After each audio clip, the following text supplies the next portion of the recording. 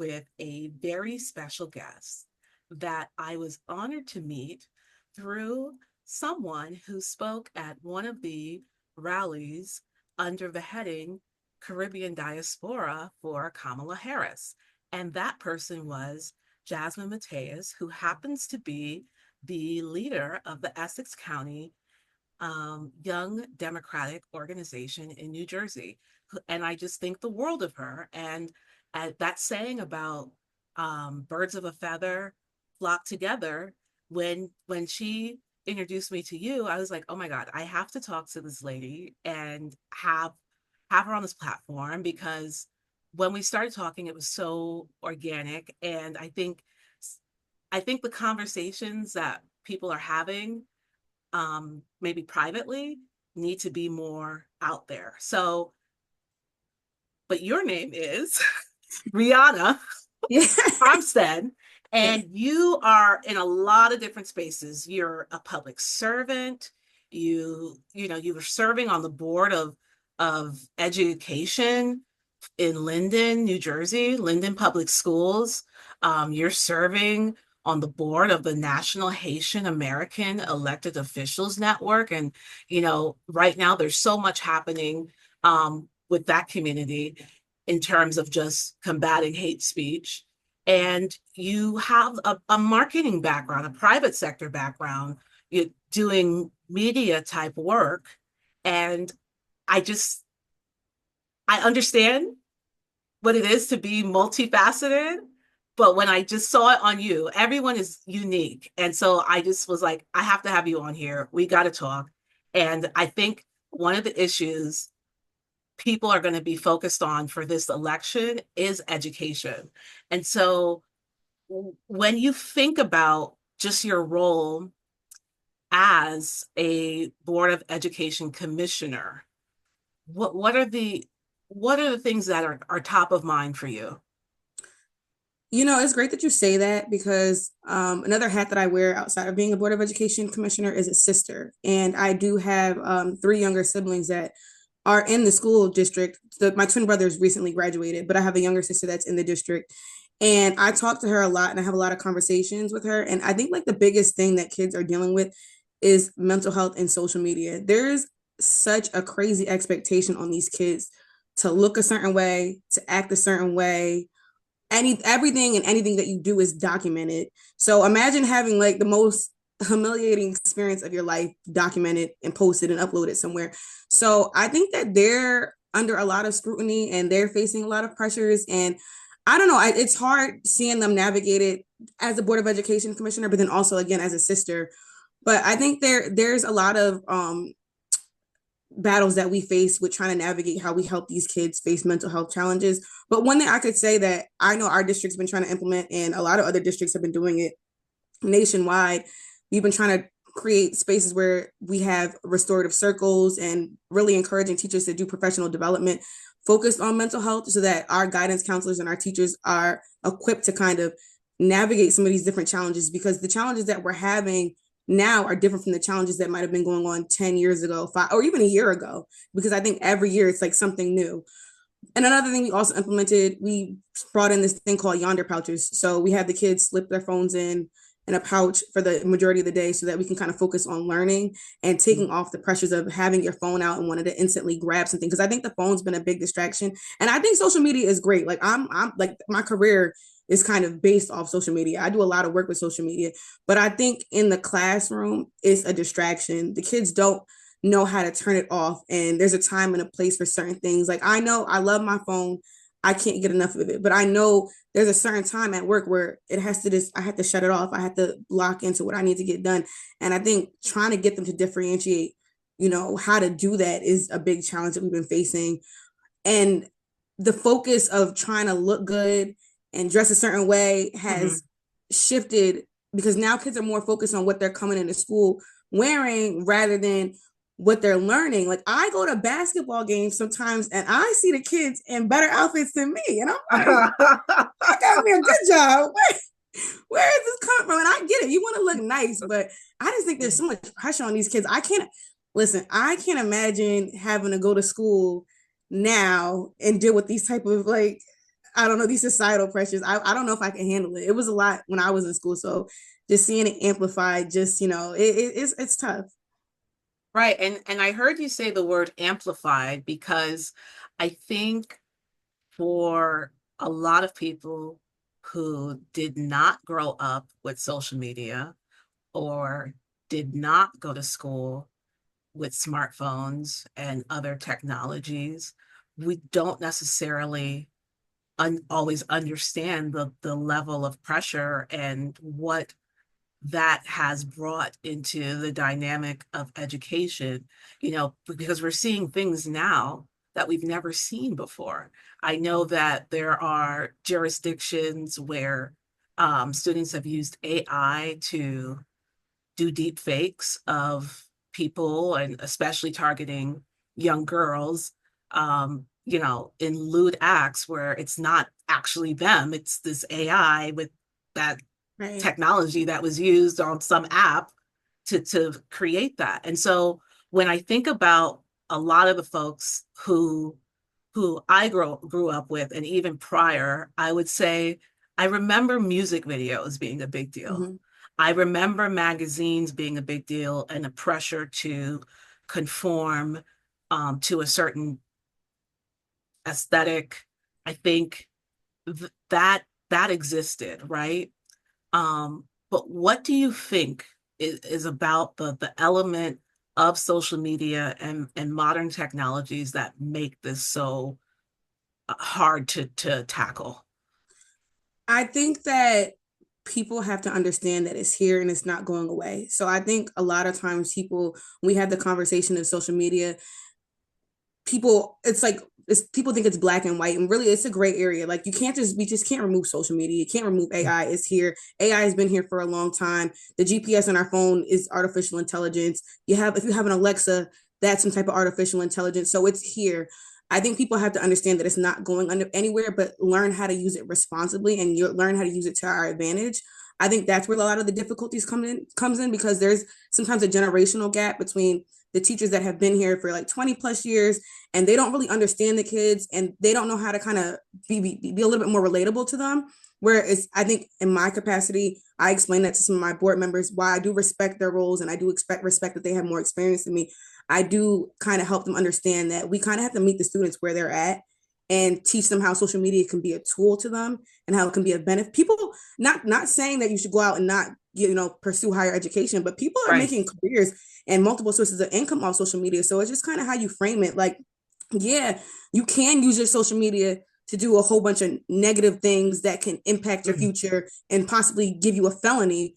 Or you can find a niche and create content and have a side hustle while you're in school and make some extra source of income. And I think when we shift the conversation and we understand that social media and AI is not going anywhere, and kind of trying to create like a positive light around it, it will give and encourage students to want to also move in that direction. Mhm. Social media is a storytelling tool, and it's really important that districts use it to tell the stories of what they're trying to accomplish.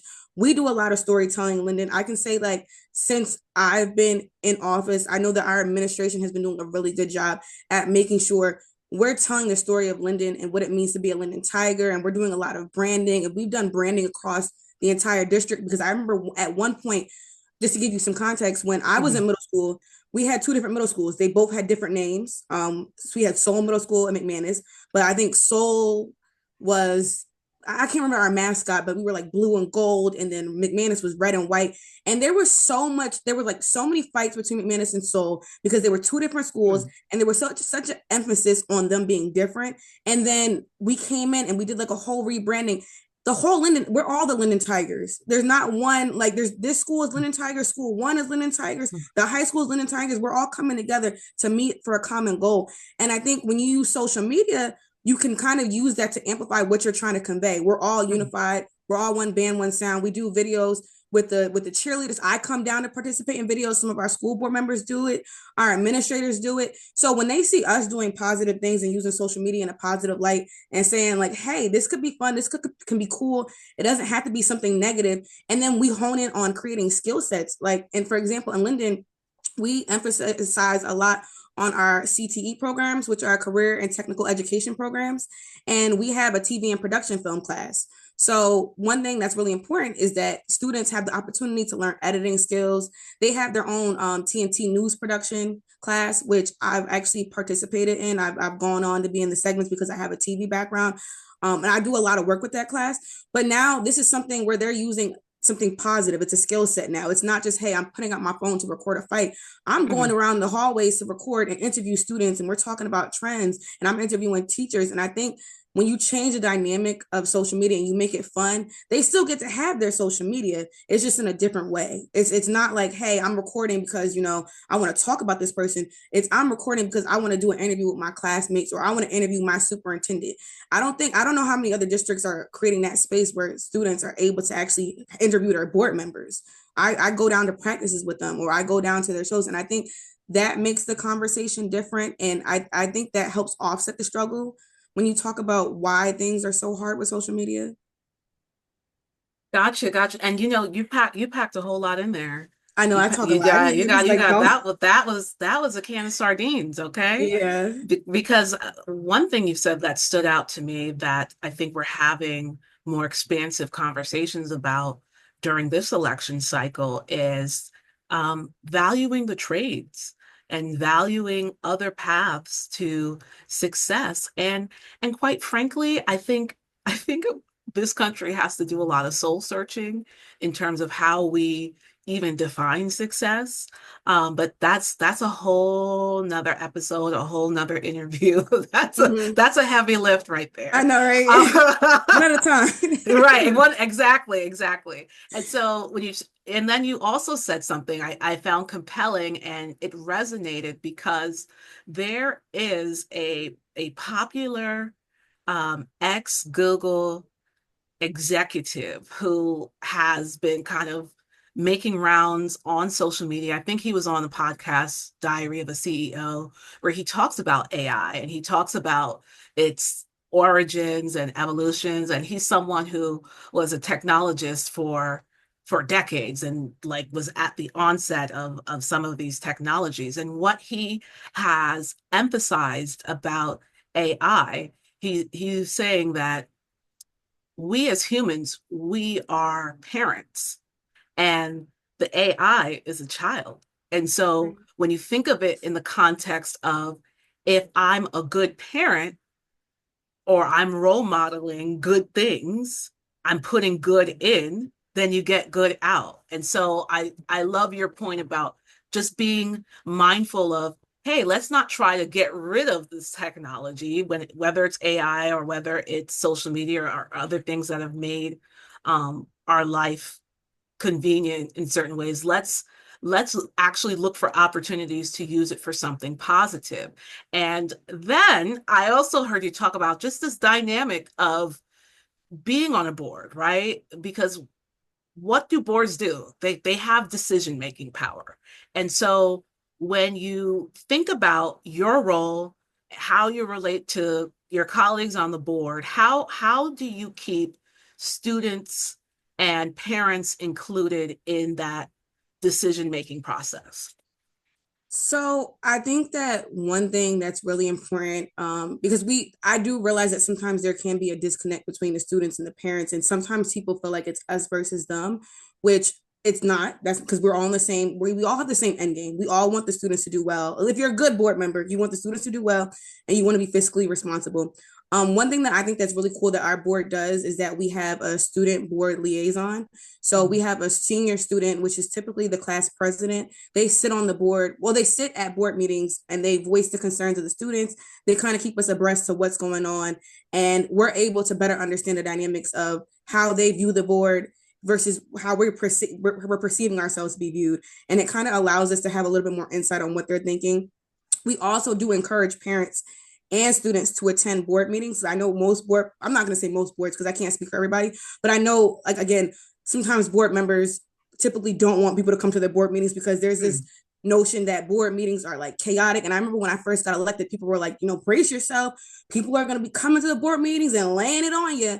And I embrace it. Like, if you want to lay it on me, good, because maybe there's things that I need to hear. And I understand that there's a lot of passion and frustration when you're talking about your child. So I get it and I welcome it with open arms. We've been doing this thing called It Takes a Village. And again, because it does take a village, where we award a teacher, a student, and a community leader that we think is doing something productive. So one, they come to the meetings, but then they bring out their friends and family, and they can also see that board meetings can be fun. We've gotten a lot of compliments on our board meetings, because people, again, there's like this negative notion with how people perceive board meetings, and a lot of people have come to us and said, like, this is the best board meeting that I've ever been to. So just trying to keep open lines of communication. I mean, I try to be very, very accessible. People know that they could reach out to me. I don't have all the answers. This is my first term on the board, second year. But I tell people, if I don't have the answers, I will try to find it. I will make sure that I ask our superintendent or whomever and try to get you some type of resolution. I can't guarantee a resolution, but you have my number, and I'm never going to ignore you. And I watched my father do that, because my dad is the mayor of our town, and I'm trying to emulate that same behavior. I don't want people to feel like, the door is shut when it comes to reaching out to me, because at the end of the day, the goal is to be a public servant. So I have to serve you.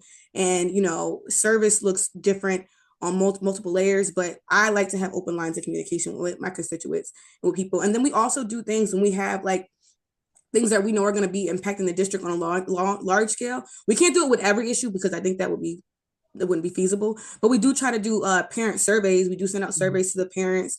So, just trying to keeping multiple channels open for communication between the parents and the students. I think, we're not perfect, but I think we've been doing a pretty good job, and we're taking it day by day. And that's all you really can do. And I'm always open to constructive criticism. So if there's something that somebody thinks I can be doing better, I try to do that. I try to make sure that I'm as visible as possible, so people feel comfortable expressing their concerns and talking to me, because I realize if a lot of people don't even know who their board members are. A lot of the students don't know who their board members are. A lot of the parents sometimes don't know.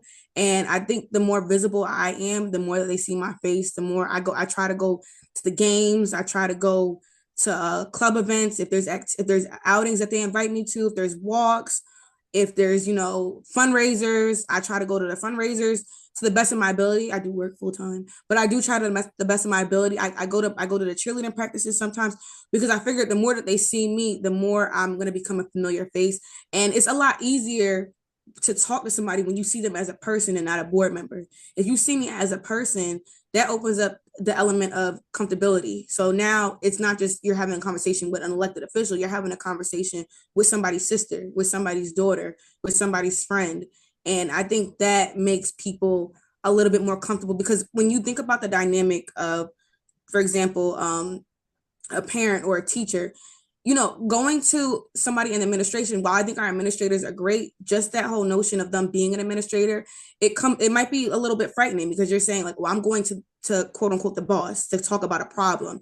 How are they going to be receptive to that? But now them seeing us so frequently, it kind of removes that element. I'm not like this big scary, like, I don't know, whatever you want to call it. Right. I'm just Brianna, and I'm a person, and I think that helps with people being able to kind of open up more.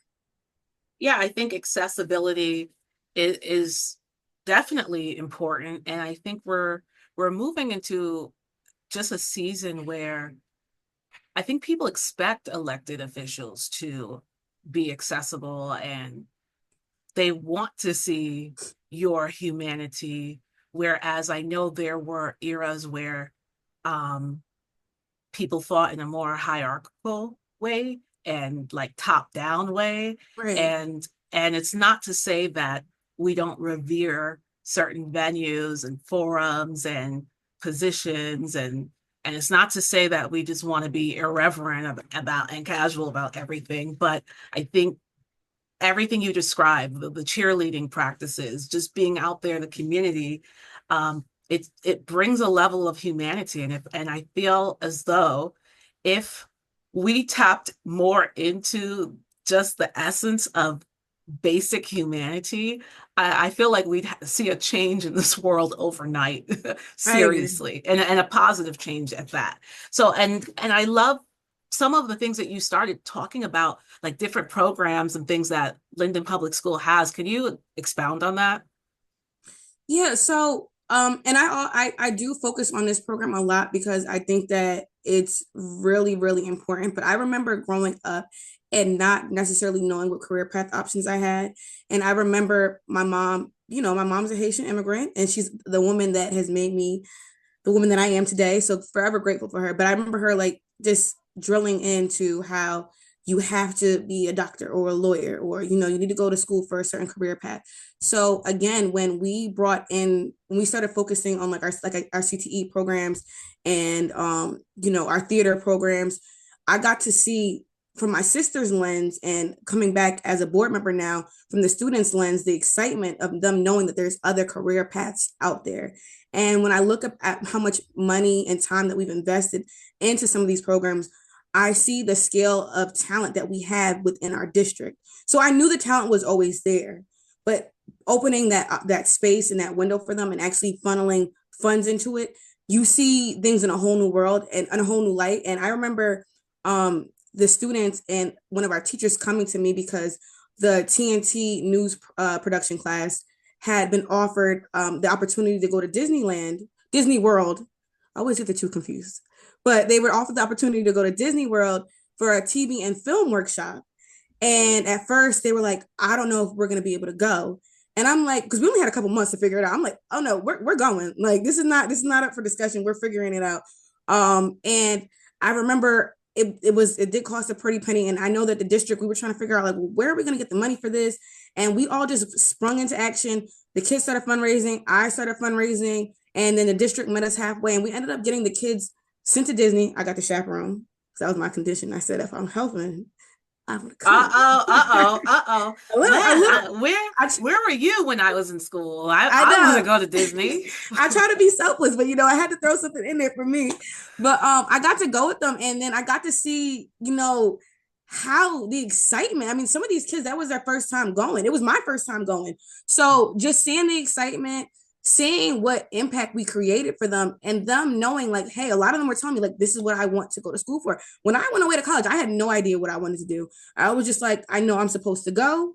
I am here. I know I have to get good grades, but I don't know what's going on after that. The people that were leading the workshop were so impressed by some of these kids. They told them like, hey, when you go to college, please reach back out. I have internship opportunities for you.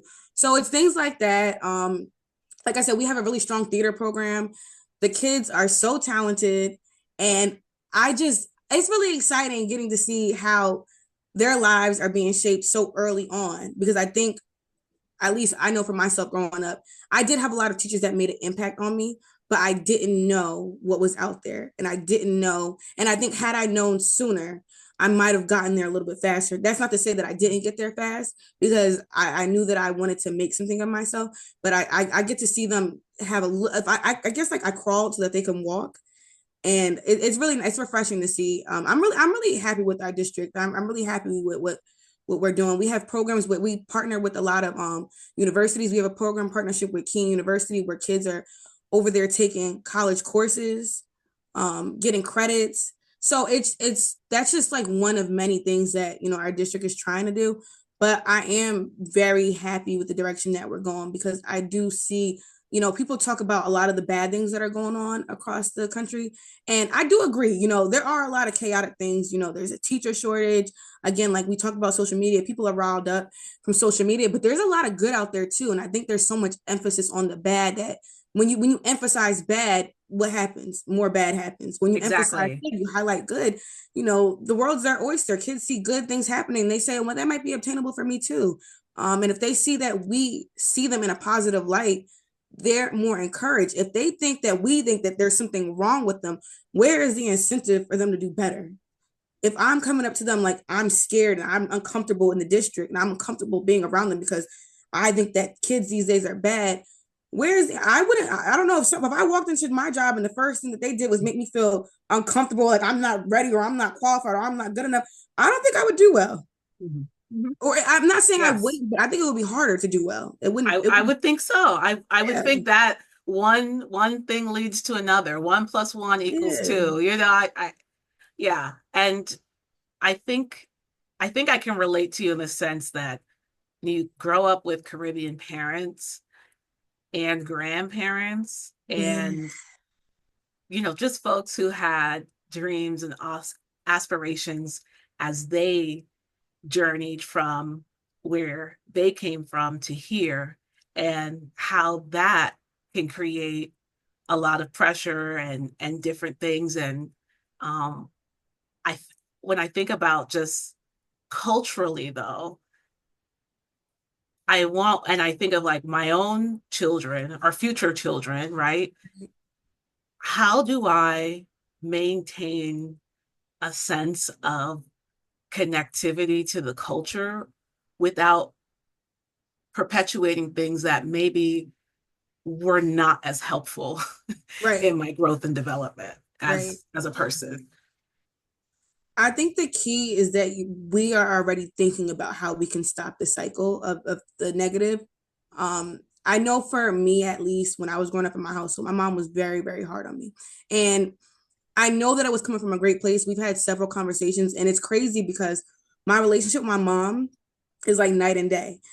Right now, we are in the best space ever. That is my best friend. But if I would have had this conversation with you when I was in high school, I don't know. That lady was like crazy, but I knew, and I had to understand her. And it took me a lot. I had to do a lot of work myself to understand where my mom was coming from and what she had to endure because she came here as a teenager not speaking English.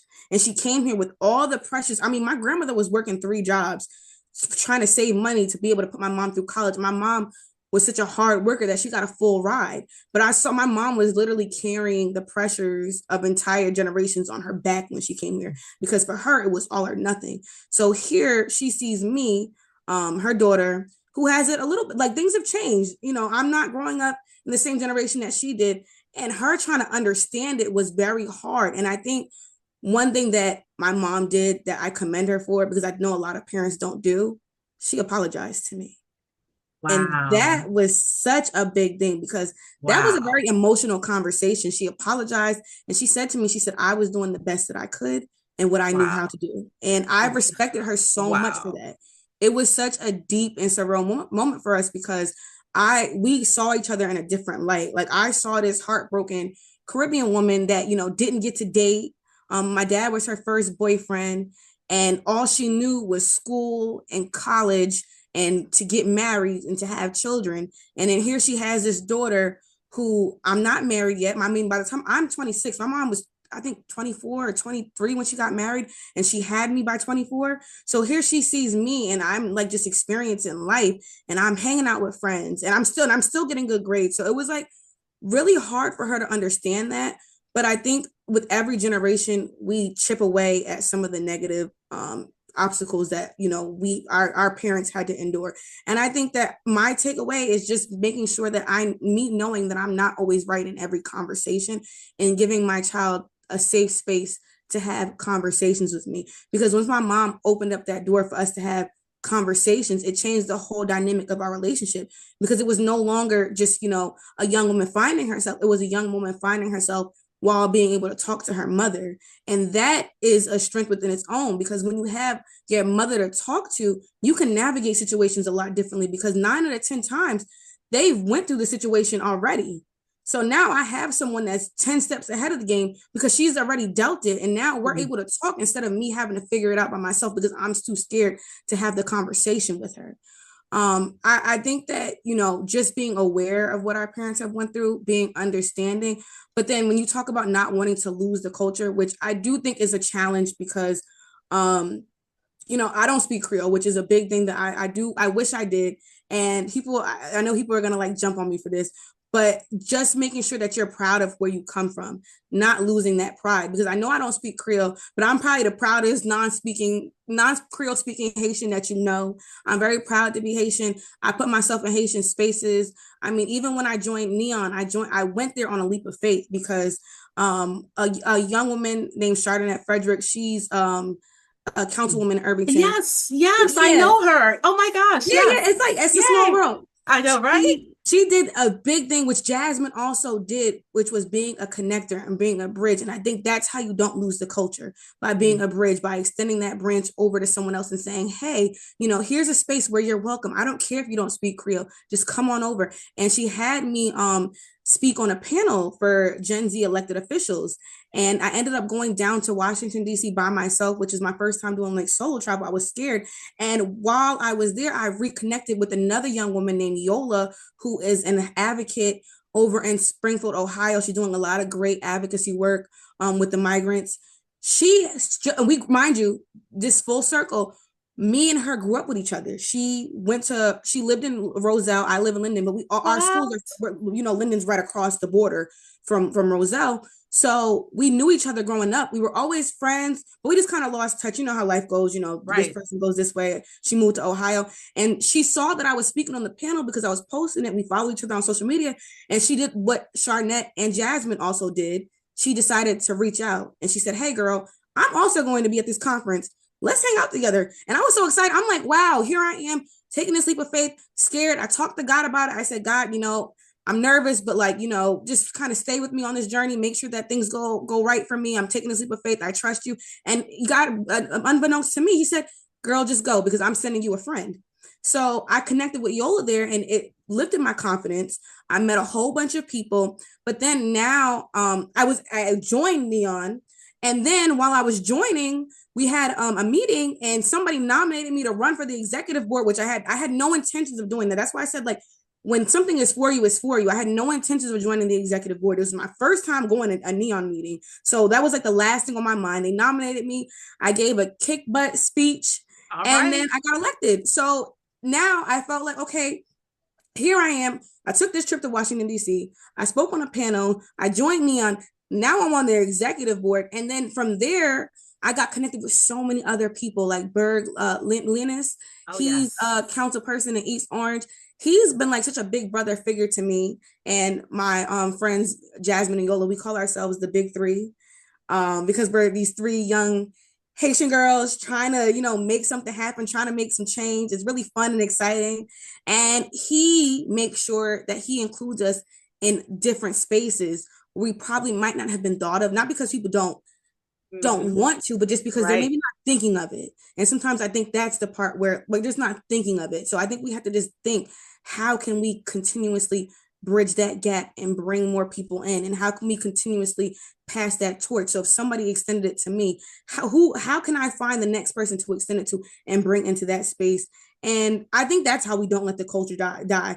There's so much strength in numbers and there's a lot of strength in unity. And when we are together, there's so much that we can do. I'm always so excited to be around Yola and Jasmine because I know that, like I said, I kick butt by myself, but when I have two more, it's a party. So it's Right. it's good to have people around you. They keep me accountable and they keep me immersed. Jasmine invites me to places, but that's how you don't lose the culture. Just making sure that you're being a bridge and a connector to everybody that's around you, and then your kids will see that and they'll realize being Haitian is the best thing on the planet. Like it's the best thing since sliced bread. Being Haitian is fun. Being Haitian is cool. I love everything about being Haitian. And when you are excited to be Haitian, I think you can never really lose that sense of your culture because there's so much excitement in that being who you are that can't ever die. I think. Well, there's a lot to unpack here. And you know what? I think the conversation that we're having is so important. I don't want to rush through this I know. because I talk a I lot. think especially no, seriously, because especially as we have a woman who is running for president, who is a descendant of immigrant people and immigrant people of color. It's interesting when you brought up Creole because one thing I have observed, and I hope the algorithm doesn't block me for this or Right. whatever. When I have met or went to school with, think of going to school, and I went to school in a very diverse town where like it was all different races and cultures. And Right. so I had peers that were so proud to be Italian. I had peers that were proud to be Irish, to be Polish, and the other, nationalities that are in Europe. And because I knew them on a level of like them being my classmates and talking, and you ride the bus together and da da da, da, some of them had never been to those countries, do not speak what would be considered the local dialect or Mm-hmm. just norm of language there.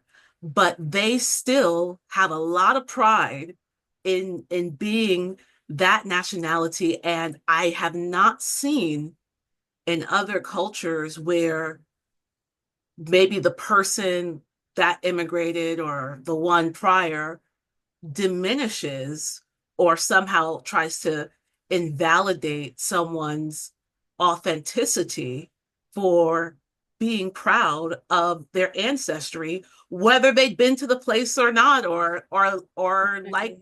but like some people just don't like certain things, or are just shocked in different settings. So both of my parents are Jamaican, and I grew up here. I was born and raised in the U.S., even though I am now a dual citizen. Glory to God.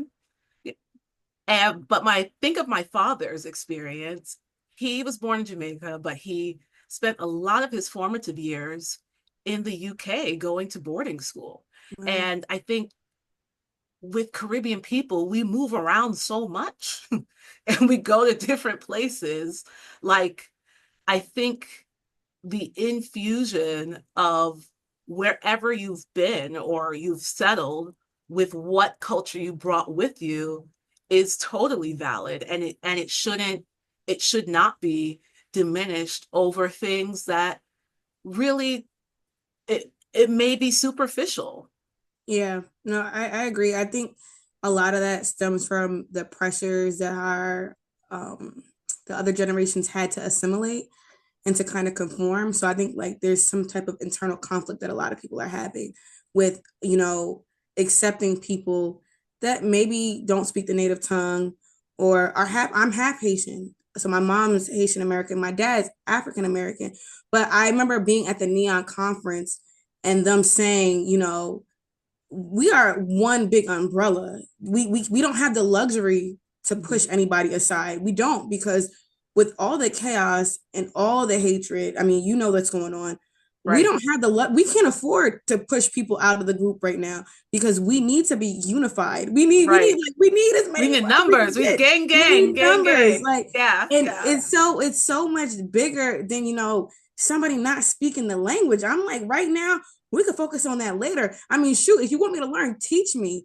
But I give a lot of pushback when people try to, like, make jokes and say I'm not Haitian because, like I said, I'm very proud to be it. I think a lot of it is, again, stemming from people feeling forced to assimilate, and then the people that maybe didn't assimilate, maybe there's a little bit of resentment towards those that did and wanted to, and we're craving that.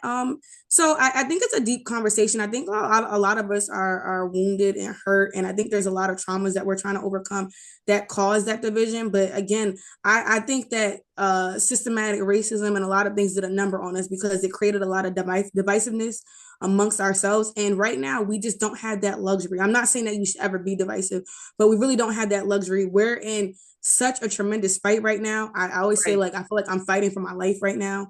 And I talked earlier. I know this was offline, but we talked about like the anxieties we have on a day to day. And I just, like I said, I feel like I'm in the fight of my life.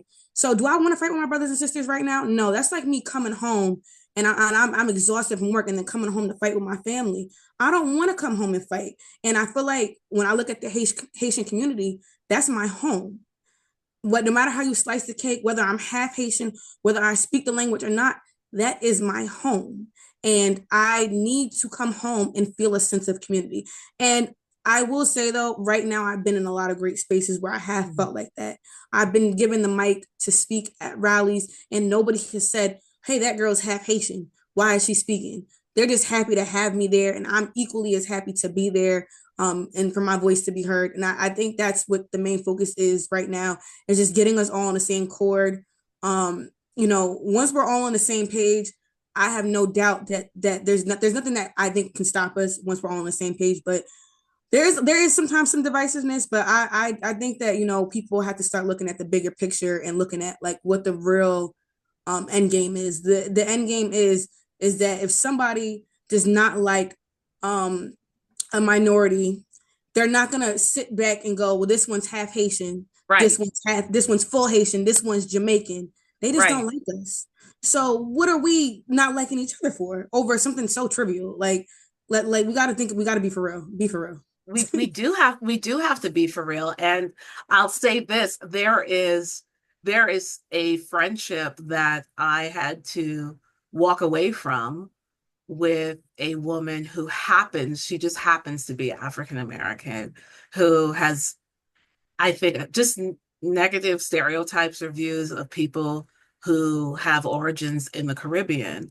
Mm, And what is upsetting for me, and I think I had to separate myself for me because I didn't want to get to a place where I was imploding right. or lashing out because quite frankly, like you said, we need unity. We got to kind of pick our battles, right? And when I reflect on this person and the things that they said and my own experiences and the bigger picture, like you said, like, and I hate to like sound crass, but it's like if you subtract 150 years and someone showed up with a white sheet on their head, do you think Let's that talk about it. person under the sheet is going to make a distinction between this person that is black by way of maybe Mississippi or Alabama or migrants who went to New Jersey and New York and these other places where you see black people, like you think they're going to target one and Not the other. ignore the black person that has origins from the Caribbean. It just doesn't make any sense. Even today, when you It look at doesn't. when the KKK spews hate speech, they're not gonna go, well, I like this one because they were born here. That's not how it's happening. Exactly. And the only difference is somebody got dropped off at a different location. Okay, when you talk about when you go back to like 100 years and years and years ago, when we talk about slavery, my ancestors got dropped off here. Your ancestors got dropped off over there.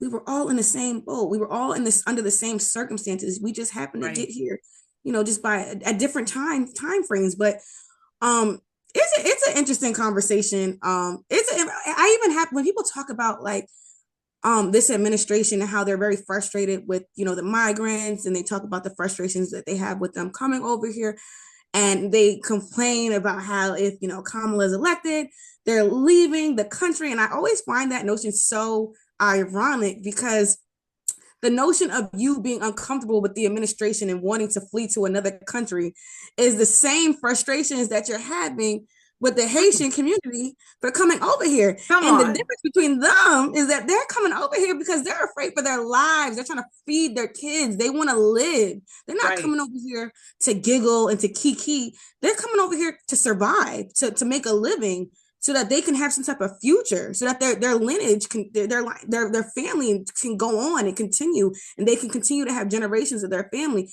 While you're complaining of fleeing to another country because you don't want to see a woman of color elected into office because you don't happen to agree with her policies that you probably aren't too well versed on, but you really can't speak to the policies of her opponent. So I just think the whole conversation is rather hypocritical. And I think it's kind of funny because I don't think people understand how, what the place of privilege that they can speak to when they say things like I'm going to leave the country if she wins.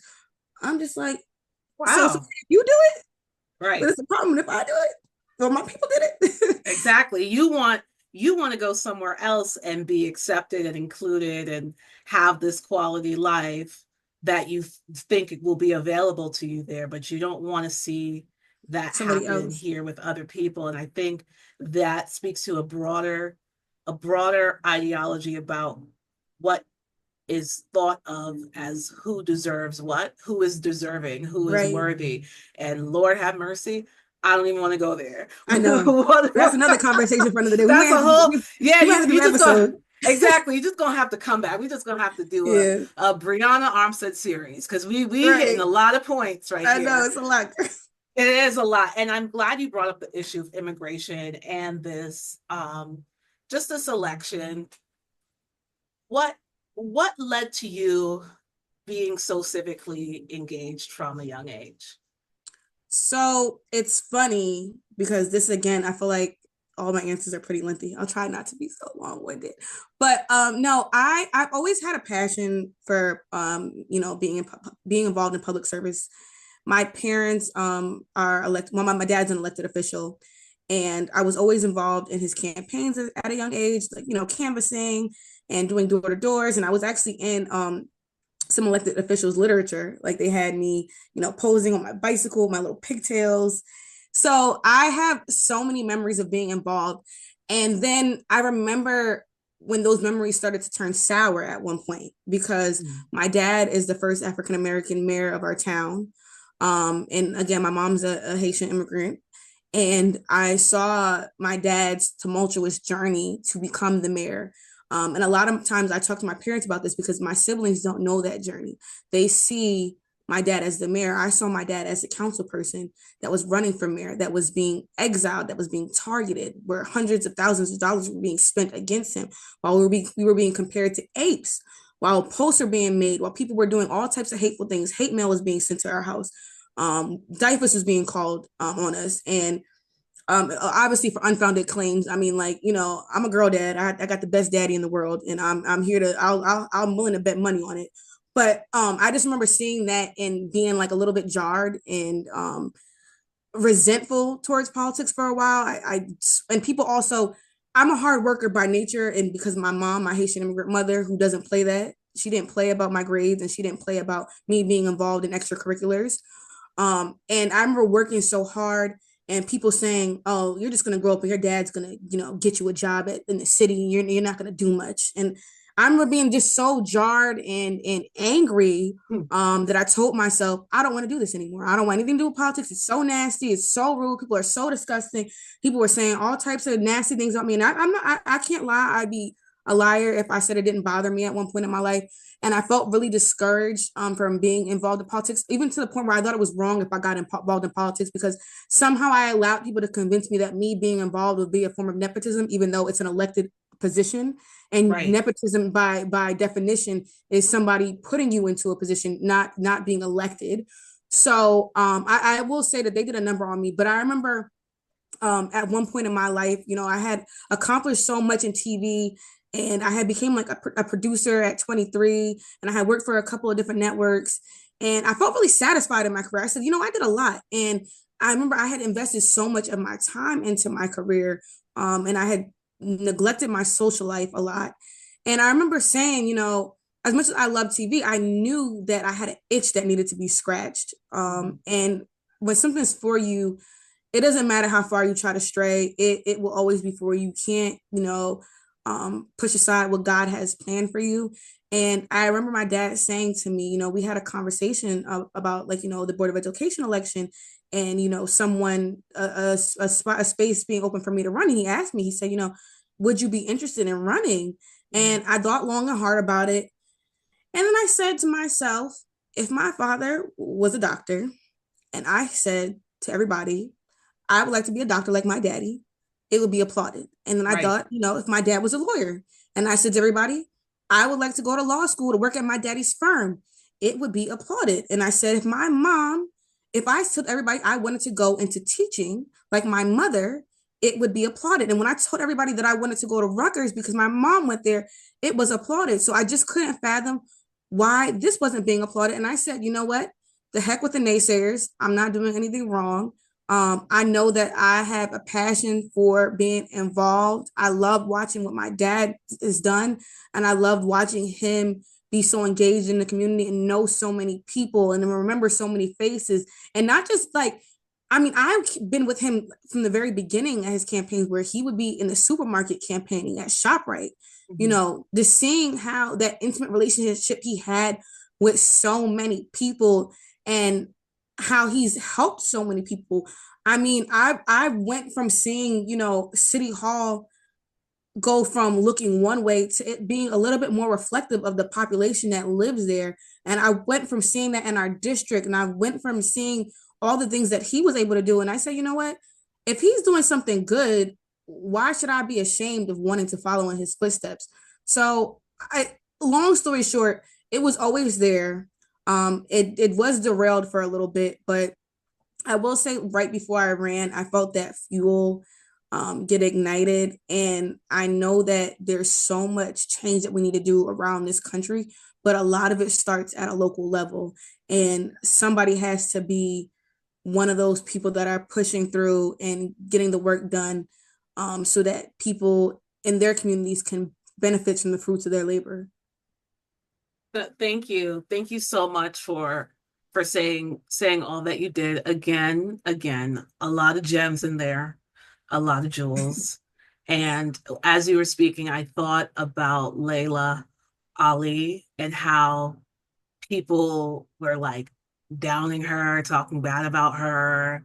Oh, she's not going to be as great as her father, or he's like always like comparing and having something negative to say. And then, Layla started winning, and it's like, okay, well, Right. the best way to shut up naysayers is just to have more success, to persevere and Yeah. to get through and to be victorious. And so I am happy that you stayed the course and you stayed true to who you are, because ultimately we need to get to a place where we're really judging people by the content of their character Right. and the fruits that they are producing in this world. And so, and I can say as someone who um doesn't always share common ideologies with even some of the elders in my own family, that I am my own person. Right. And so even if you talk about the world of politics, because I have a little bit of a political background, there's so Oh, much, I guess there's so much socializing, and there's so much gossip, and there can be a high school element in politics where people are just kind of saying things, and right. um we don't got time for all of that. No, Like we have work we to do. gotta, yeah, we gotta overcome Yeah. like things that are silly. If somebody is genuinely looking to make a positive impact, we need to get behind them and support them and learn how to manage our own egos so Right. that we're not centering ourselves when we need to be centering the collective, and we all benefit. And I just so many things. And then the other piece, you talked about just your father's experience throughout his political career and dealing with overt racism. Yes. When I think of my own civic education as a youth, I didn't get it in school, and we're going to come back to that. Right. I went to a historic landmark church in downtown Annapolis, Maryland, Wow. called Asbury United Methodist. And that church was founded by, I think, seven enslaved people who had somehow earned or got their freedom. And coming through a ministry as deeply rooted in the history of this country, being one of the stops that the Dr. Martin Luther King, spoke there. Like really this, I don't know. I feel like we're losing some of that. Like I don't even want to, I don't know if I even want to get into like church being the source of organizing and all of that. Lord have mercy. I I don't want to ruin the platform before I build it, right? And so It's a lot. It's a lot. There's like it's a lot. It's a so lot. many topics to cover. I mean, Right, right. And the thing is, I felt that through the experience of going to that church and being around people who have longer history in this country, that I was acutely aware of dynamics that sometimes shock people who come from the Caribbean, kind of idealizing the United States. And so when I think about what it would look like, whether it's myself, and I know you brought up some other folks that I know that have platforms and organizations, like if we all got together to do something to help people who are just now getting here, how do we have the conversation with them or prepare them for the reality, which is that, there's still a lot of overt racism and sometimes masked with unconscious bias in this country. And I don't think some are prepared for that. It's hard to prepare somebody for something that they haven't experienced, because I think that is a big shift. I can't imagine coming from another country where primarily everyone looks like me, everybody speaks the same language, and then coming over here to a country where, one, you're not being accepted, you're being discriminated against, you might not have all the resources. I don't think you could ever really prepare somebody for something like that, because it's such a big shift. The only thing that I think you can do is provide them with support and make sure that they have access to the resources to get them accustomed to how they can better prepare to elevate themselves. Because I don't think unfortunately, it's sad to say, I don't think racism is going anywhere. I think even with what's going on in this election, I think people have become more emboldened with their blatant racism. So I think racism's always been there. I think we went a little bit backwards. Like, I know we always talk about progression, and a lot of people think we're in such a better place than we were in the 1960s. And I'm like, well, we are, but to a degree, because I think people have felt this sense of like when they talk about making America great again, what type of America are you talking about? Because making America great again, when you talk about like the 1960s and what America looked like then, that America wouldn't have been great for me. So I think racism is emboldened. I think that the best thing that we can do is make sure that we're helping that community get the necessary support, and we're actually on the ground doing the work. Like, I have a lot of respect for Yola, because she's actually out in Ohio. She doesn't have to be. She could easily be elevating her career in New Jersey, where she knows everybody, where she grew up, where her roots are, where her family is, and she could be, living life, making and some type of change. But I think what she's doing now is so much more imperative to the work that needs to get done, and just making sure that we're all doing our part. Like, I know in Linden we created a intake center for our migrants that come in. So when our students enter into the district, instead of just placing them in a a grade based off their age or we think they should be, we put them through the intake center so that we know where they are education wise. It's so much easier to start a kid off at the right grade level than to figure it out halfway into the school year. And now you have to undo or backtrack or try to reevaluate the curriculum that you're giving to this student. So it's us doing our part and making sure that they're ready for the real world. It might be harder sometimes to help the elders that already have come here, and maybe, learning a second language is harder for them, because at a certain age, your ability to really grasp things change. Like, me learning Creole now is a much different ballgame than me learning it at the age of 2 or 3 or 4. But really making sure that we hone in on the youth, because if we give them the resources and the tools to at least combat racism, that's a whole there that gives them, that insulates them while they're trying to attack it. So I'm always going to experience racism as an African American and Haitian American woman, but I know that my parents gave me the resources and made sure that I had a proper education. They made sure that I was in certain extracurriculars. They made sure that when I went to school, I prioritized interning over necessarily being at the next party. They made sure I prioritized saving my money so that I was able to buy a home. I bought my first home this year. So when you think about Congratulations. oh, thank you, thank you. Yes, that's So when you think about wonderful. those tools, now I may not be able to stop racism, but I can combat it, because now I feel confident that when I walk into a job for an interview, if I don't get it, I know that it wasn't because I wasn't qualified. I had all Mm, the tools, and that's a step in itself. If you don't give somebody the necessary tools, they're not able to differentiate whether or not it was them or whether or not it was the employer or the person or somebody oppressing them from an opportunity. So that confidence alone in what my parents gave me and instilled in me is what we need to do for the migrant population. They're coming over here. They want to work. They want to do some jobs that we don't want to do. And it's our job to make sure that they have the resources and we're protecting them and that we're creating a path for success. Because I think that the ultimate fight against racism is being educated. To me, racism is ignorance, and the best right. way to fight ignorance is through education. And I think it starts there when you think about how we're educating our youth and how we're educating our population. That's the to me the best weapon against racism. I don't think you'll ever stop it, but I do think that if you give somebody and people like I said, we when we I know my mom came over here hungry for success. A lot of these migrants, because for them it's all or nothing. They are Right. hungry for success, and if we create spaces for them to succeed, they will. A lot of them will succeed. I think like it's all or nothing for a lot of us.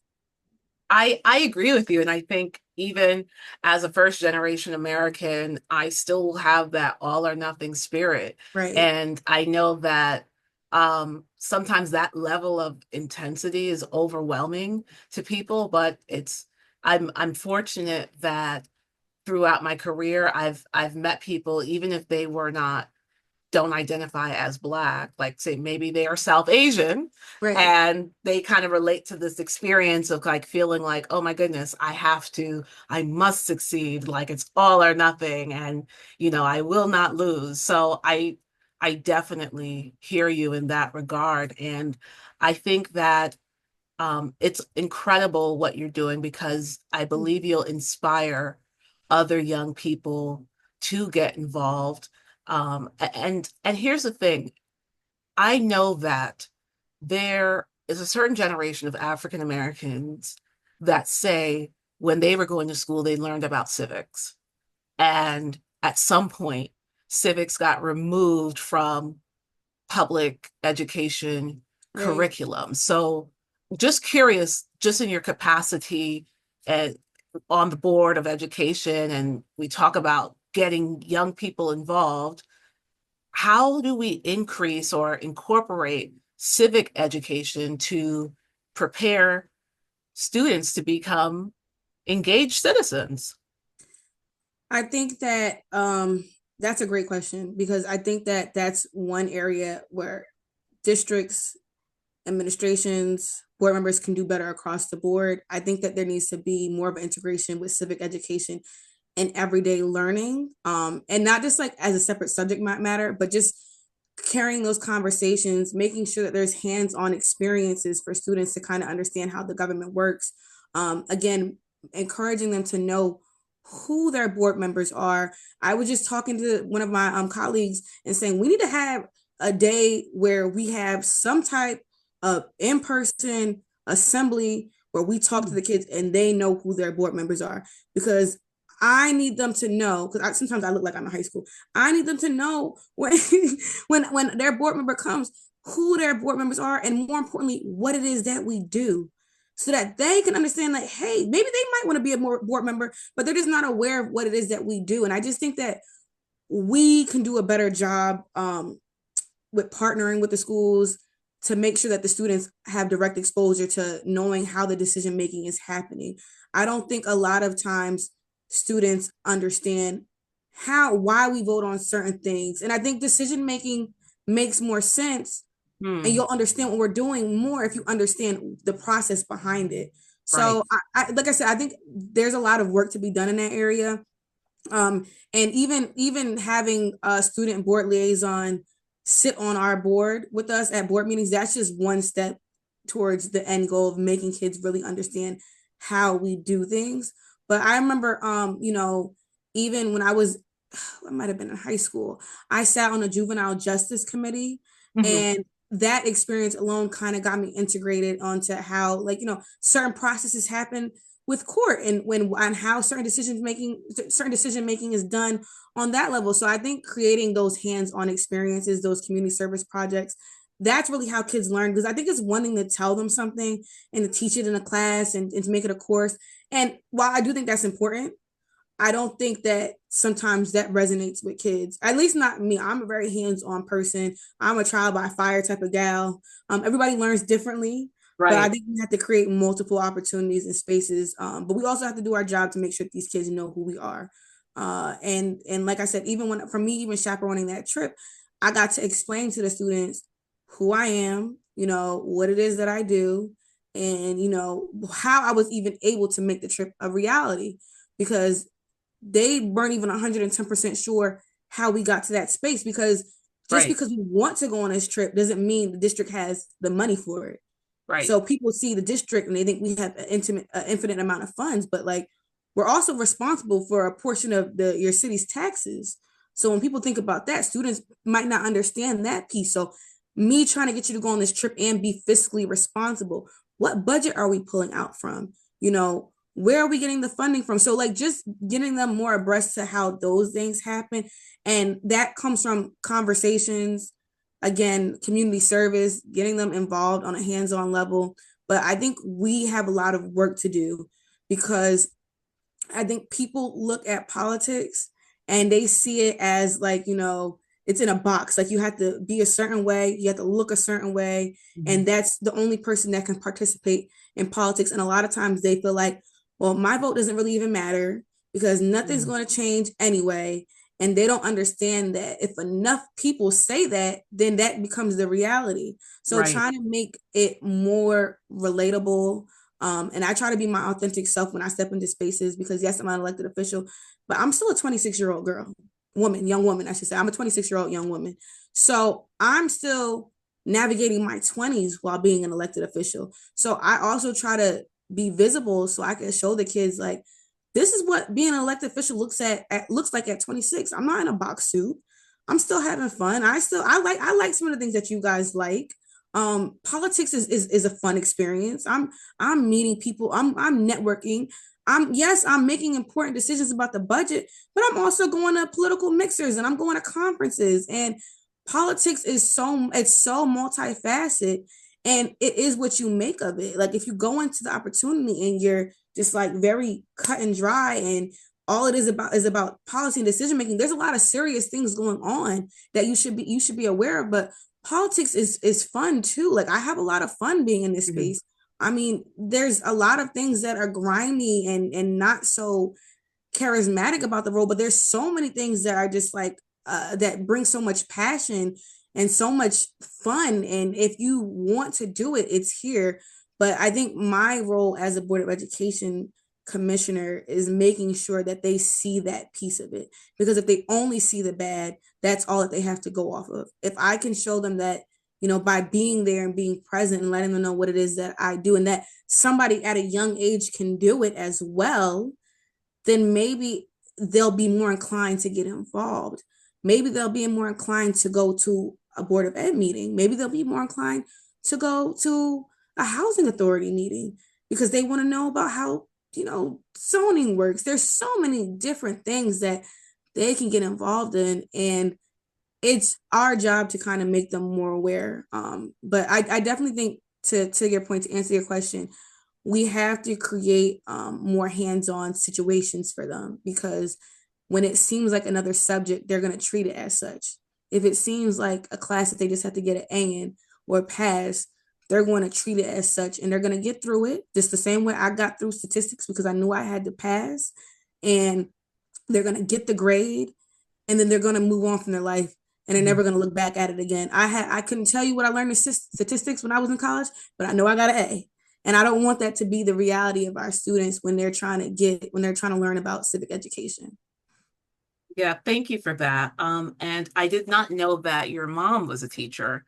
My sister is a teacher, and I have a lot of teachers that have been just a part of my life, like for a long time, Yeah, because they were teachers. And how do we support them? Because I feel like what you're speaking to, you made me think of No Child Left Behind Act. right, And there was all of this hyper focus around standardized testing and these test scores influencing funding decisions depending on the structure of various, education systems across the country. And I remember teachers feeling like they were getting the short end of the stick and right, that they had to teach to a test in order to keep their job. right. How has that evolved over time? Is No Child Left Behind Act still influential in these spaces? I think so. My mom is again one of my favorite people in this world. and watching her be an educator for like 20 plus years. Now she's the director of multilingual learners, but I saw how much she put into really not just talking about the act of no child left behind, but really ensuring that no child was left behind in her classroom, and really going the extra mile to create those relationships with the parents, because you're with the kid for the majority of the day and then they go home to the parent, and making sure that what you're teaching is still being implemented in the household. My mom taught ESL for a long time, so even further bridging that gap with the parents, because the kids are 9 out of 10 times the person doing all the translating for the parents, so that's another layer to it. So I think the best way that we can support our teachers is, one big thing that we're really strong components of is professional development. Um, Professional development is something that I'm an advocate for. I will always support. But this also, when you think about professional development, we encourage our teachers to go out for professional development. We're very supportive, but we also have, our goal is when you go out to professional development, you need to come back and bring something with you. Because if you Mm, go and you only learn something, that's cool, that's great. But if you come and you teach another teacher what you've learned, and you come back and you bring that and you spread it across the entire school and district, that's how we get our district to the next level. And that's how we support all teachers that maybe may not have had the opportunity to go get that same type of professional development. So really making sure that they have access to that, they have access to tools and resources that they advocate for. Again, creating that open line of communication where they feel like they are able to come to us and we're accessible.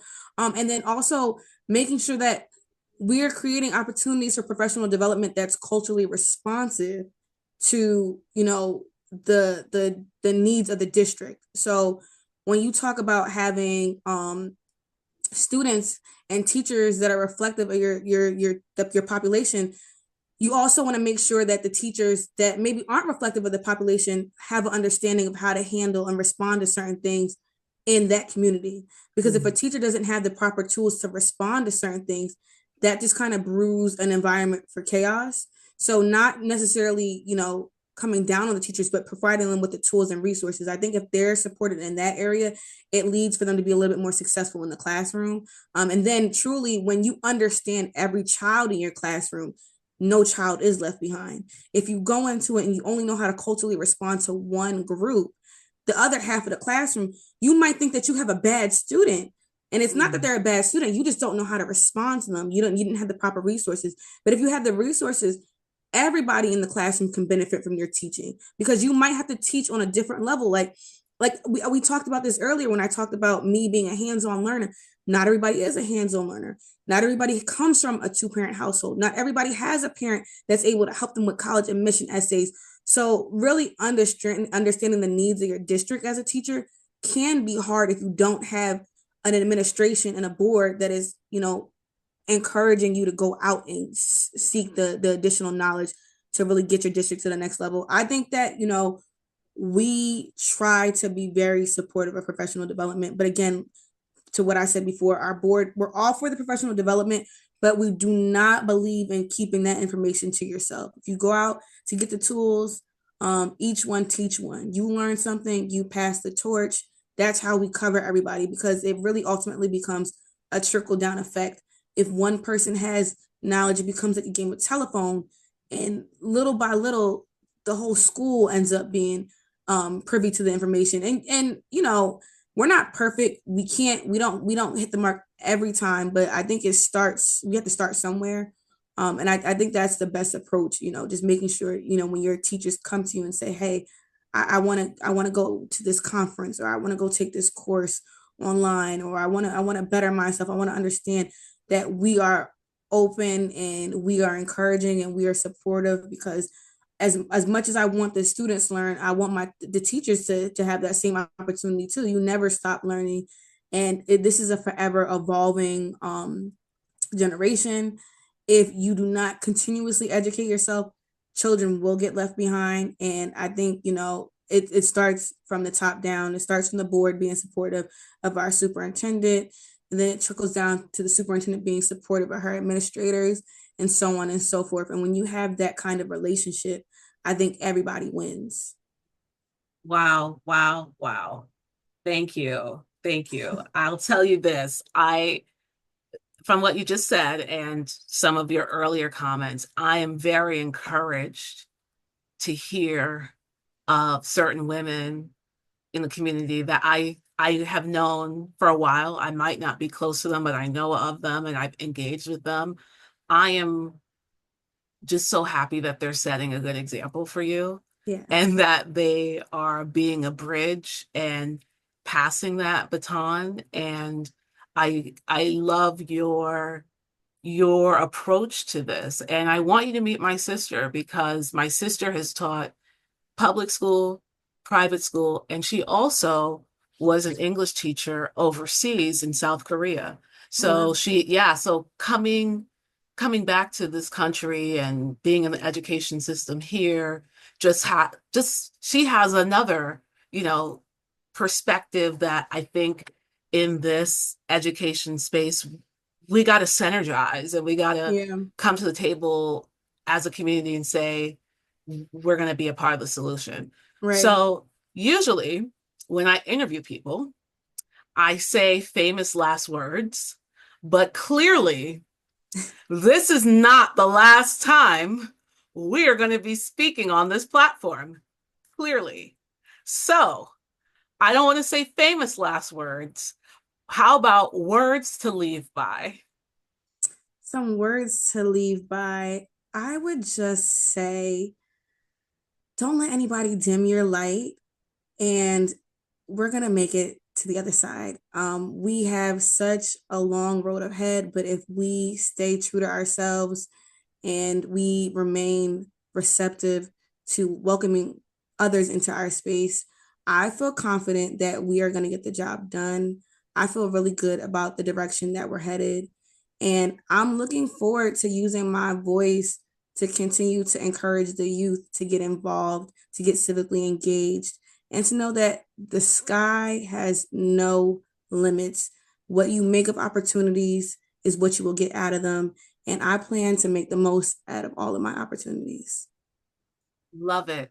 Well, thank you so much for coming and speaking with me. And I'm like really pumped about the next Caribbean diaspora rally with you on the lineup. Like this is phenomenal. Well, and I wish you just continued success. Keep doing what you're doing, and we're going to create a better world.